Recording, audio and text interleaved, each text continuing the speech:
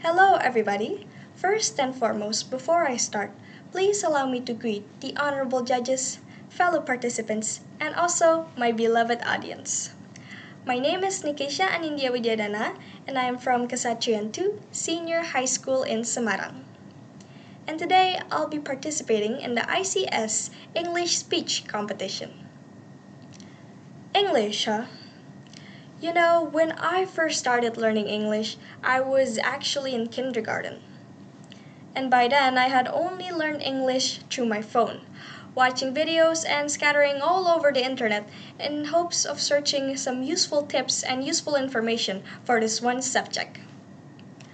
On the other hand, my grandma had always offered me to join extra classes or even getting a tutor for this one subject. But I had always stopped her idea up to that point. I said to her, hold on, Grandma. I have a phone now. And with this phone, I can gather so much information and so much materials into learning this one subject.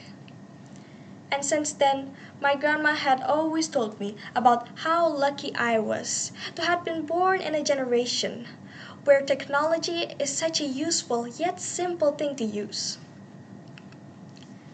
As years go by, I began to truly understand what my grandma meant by that.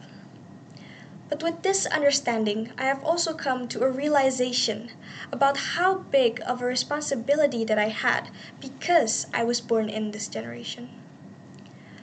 I was born in a generation where I was blessed enough and privileged enough to gather every information from around the world from one gadget. It felt like I have to give something back to the other generations.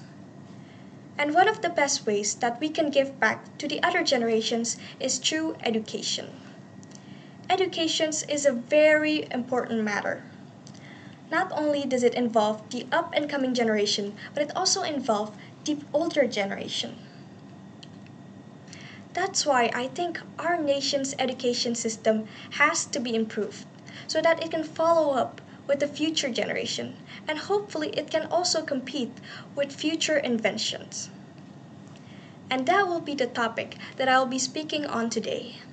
Gen Z's creativity on improving Indonesia's education. But first, for the $1,000,000 question. What makes Gen Z so different and special from other generations? Well, Gen Z is the first generation where in their childhood all through adulthood, technology is constantly being used in their daily lives. Therefore, we are very attached to it, different from other generations where in their times technology is still a very new and an unfamiliar platform. With that being said, I think Indonesia's education system has some things that we can improve on. One of the things that we can improve on is the lack of diversity and standardization. Normally in schools, students have a certain standard that they have to achieve and reach or surpass based on their studies. For example, differentiating students based on their IQ. When in reality, IQ is not always the answer for someone to achieve something, to solve something, or even to get judged of because it does not define the person as a whole. For instance, we can also get to know about a person from their EQ, but that does not mean that we can judge this whole person just from one standard alone. And you might be asking, how is this a matter only for Gen Z? Why am I specifying this for Gen Z? Does it not involve the other generations as well? And to answer that, yes, it has. It does involve the other generations. Because this method has been done since I don't know which generation, but it has been done since the last generation. And since it's been done since the last generation and it is still going on into our generation, it proves us that the education system can be improved. And I think Gen Z is the best generation that can improve this education system because we are we are the generation where technology is such a huge part of our lives. So therefore, and naturally, we are more open to society.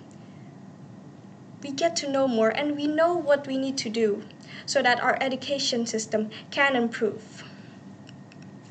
With the education system as it is right now, it is too structure based. Students tend to have a hard time in completing daily life tasks who does not follow this pace. That is why I think it is very important for us to loosen up the ways we study so that we can be ready for what's about to come at us in our daily lives. I think that is all for my speech today. I hope I can convey a certain message to you and that message can be helpful. Thank you so much for listening and have a good day.